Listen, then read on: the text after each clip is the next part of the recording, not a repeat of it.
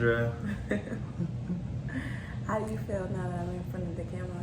With me finally. Mm-hmm. Feels good. Okay. So today we're going to talk about marriage. Are you blushing? No. Okay, so my first question to you is, what is your favorite part about being married to me?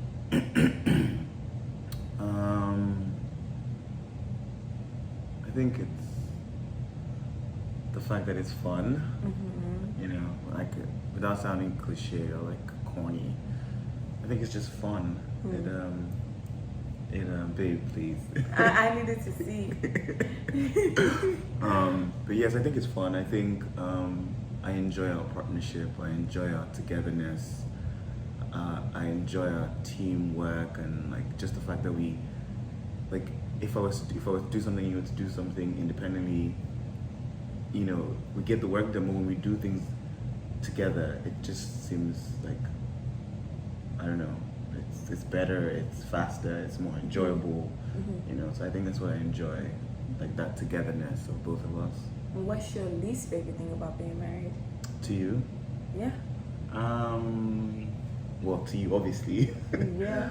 I think it's the fact that you tend to dwell on things, and I guess you can be mentally stuck. Like, for instance, if there's a situation or something happens, because you like to plan things, or you like to think that you plan things through and through, and you kind of have everything under control. But then when things don't go the way I plan, the way that you plan, you kind of like are so frazzled that you almost can't like think of right instantly, you know, and that sometimes can affect the family. So I think that sometimes like annoy the hell out of me. The fact that it's so hard for you to just, you know, accept things. And I feel like just in general, like, you know, it took time for you to accept that you were a mother. You know, it took time for you to accept that you're a wife. It's also normal, do you understand? But I just feel like you personally, because you have that personality, it's harder for people around you to kind of cope with that, because it's so hard for you to kind of get with the program. Yeah. Basically. Okay. Yeah. You want to ask me a question? What do you most enjoy about being married to me? Actually, no, I rephrase. What has being married to me taught you, and like, what is the benefit of being married to me? Being married to you has taught me to surrender, to lessen this emphasis on structure or ideologies of what I feel marriage should be, and just be open and flexible and fluid to new things, different things, odd things. So yeah, surrendering and keeping an open mind. And what was the other part of the question? The benefit. I guess that's the same thing. I think because I'm more open and I've surrendered, I am being presented with more opportunities in life. I've gained amazing friendships over the course of the past 3 years we've been married. And I think also it's given me more confidence. Like, because I'm a planner, and when things don't go the way I envision it, it like you said, it keeps me stuck. But with being open and surrendering, when things don't go the way I want it to go, I'm able to say, okay, I'll pick myself back up and I'll do it again, or I'll do it better. So like, I'm more confident in myself. How about the least thing? My least favorite thing being married to you is how emotionally temperamental you are. Like, you go from 0 to 100, and I just have to like try to remember that this is who you are, and I shouldn't take it personally, even though it's very hard not to take it personally. But yeah, your temper, I hate your temper. I hate it so much. Yeah, because I'm not an argumentative person. I don't like conflict, and Neither do I. Yeah, and I feel like also like I always tell you, when we have an argument, I may tap you. Like, this is an analogy, guys. He does not beat me, just to put it out there. if I tap you, the way you react will be like a slap in the face, and it's just like, why are you so extreme? Like, why are you so angry? I'm always so like extra. Like, yes. Yeah. So, I think it's because I'm very intense. Yeah. Like I'm very. I mean, I'm intense too. But I think you also have your days where you're like a bit like, I want to be like to myself. Yeah. Yeah. But anyways, you're right. I think that's very true. Mm-hmm. That I tend to be so like controlled by my emotions. Mm-hmm. But would you like to tell people how we kind of like have worked through that as a We couple? just always talk it out. Like, I'll give you your time to like diffuse. Sometimes I don't give you your time. Sometimes I'm in your face right away. But like most of the time, ultimately we come to a conversation where we find an understanding or a balance, and we meet each other halfway, and we say our apologies and where we went wrong and how one party internalized it one way and how the other party internalized it the other way, and then we just let it go. But yeah. So have you ever had any issue? Even though I know the answer to this, but we ever like, and do you advise that couples also do this? Have we ever had any issue that has trickled past the next day or even like no a few hours after the issue? No, we have not, and that's because we both make a conscious effort to do it. So like for me, like when I'm done with somebody, I'm done with someone. But obviously you're my husband, so I can't just walk away. So in as much as sometimes I really just want to be like, fuck it, I know that this is a partnership and we have to stick it through, so I always end up coming around. So to answer your question, I do advise couples to hash out their differences immediately and not allow it to linger or go past more than 24 hours, 48 hours max. Anything past 2 days, it's like, that's not a partnership. Like if you were in a business, if you were a CEO or vice president, would you go more than 2 days without speaking to your counter partner? Right. You know what I mean? Like see it like a business. But then are you advising people to do what you don't do because you don't go past 24 hours or 48 hours? Like, do you feel like, I mean, maybe we also don't have that much, like, or many issues that would warrant us to not, like, talk for a few days? Because, I mean, I don't really... Well, let's just put this out on the table. I am like no other person you've ever met. I am probably the most understanding, the least judgmental person you've ever met. So because of my ability to get things and understand things and not pass judgment, a lot of things do not offend me. Let's just start with that. Like there have been times where we've been in situations and you get so upset and I'm like, why? Like that's not even anything to get upset about.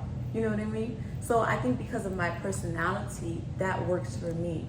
A lot of people may not have the ability to let things go because they don't take things personally. You know what I mean?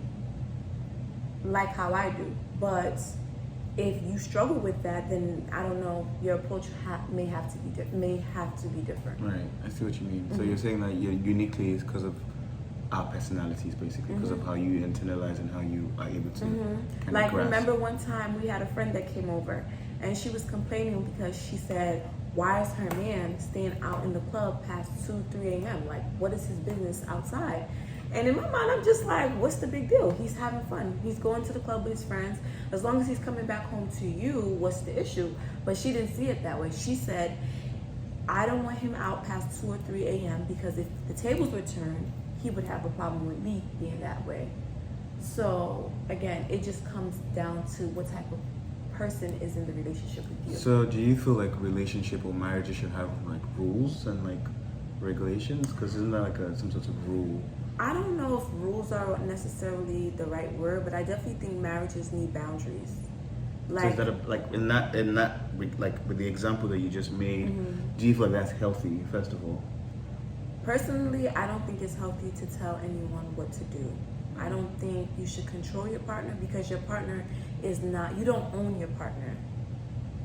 You know what I mean? Right. And people have this tendency like, that's my man, that's my woman, so she has to do what I want. But no, so taking they're still ownership, their own. basically. They're still their own person. You know. So do you feel like in marriages people tend to take ownership? Yes, of, I do. I'm married to you. This is my house, and Right.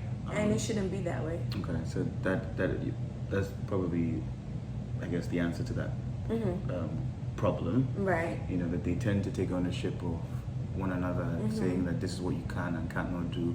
negating the fact that before this person, I was a whole human being with my own way, so to just come into this marriage and then change overnight because I'm married to you, I think a lot of people put that, expectation on one another, and it starts to burden them in the construct of marriage. So I don't, I think that's definitely true. You have something in your hair.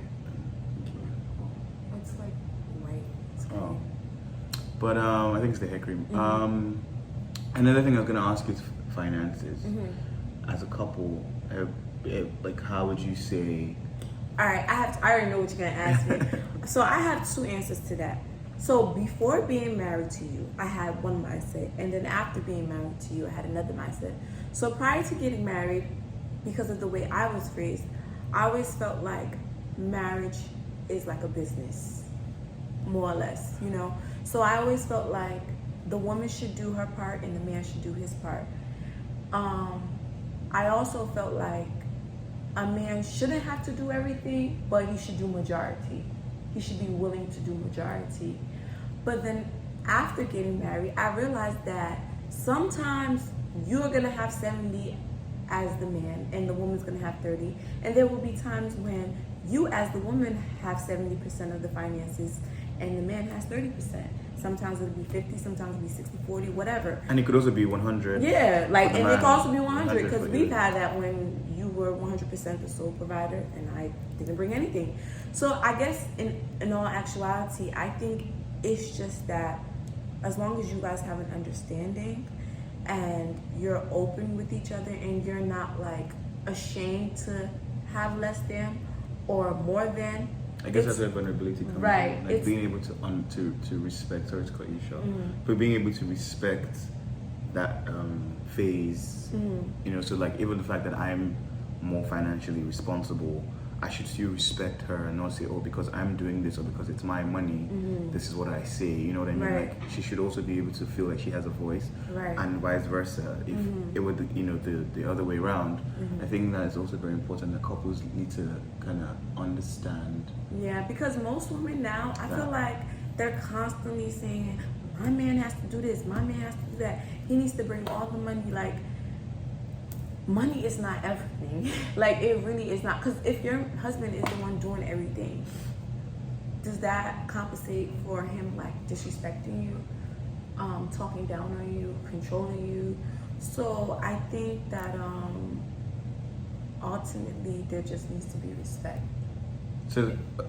So basically what I'm gathering is that there should be a financial understanding. And in the concept of that financial understanding, we should be able to respect one another when things are not like, there's no set way, like this is how things should be, or as a man, this is what like things can change and be open to that change essentially, correct? Okay, good. We're getting somewhere. I think I've been asking too many questions, babe. You have? Yeah. I mean, this is Talks with Papa. Oh, okay. Or should I ask you a question? How about sex in marriages? Oh, I don't think you should compromise on sex. 100%. 100% do not compromise on sex. What do you mean? I think that you should be sexually compatible with your partner. Because eventually, if you aren't, you're going to start looking elsewhere. Right. I'm not saying sex is everything, but that's not something that I think, for me, personally, I'm willing to compromise. Okay, but my question to you now is, would you say that the quality of sex that we were having as boyfriend and girlfriend when we first started dating is the same quality of sex we're having now? No. So if you were to make a judgment based on then, would you have said that we were sexually compatible initially? Initially, because I'm still like this. That's the question. But do you feel like the more you go into something with somebody, the more you understand their body, and the more like you kind of like get to know each other more? All right, let's just say something now. First of all, we were willing to learn each other, and we were always talking about our sex after we had sex. Right. So we wanted to improve our sex. Some people don't know how to have that conversation. Some people think that it's doomsday and it's the end if it doesn't go right the first couple of times. But I think, to answer your question, that obviously no, our sex was not as good as it is now being married. Right. When we were boyfriend and girlfriend.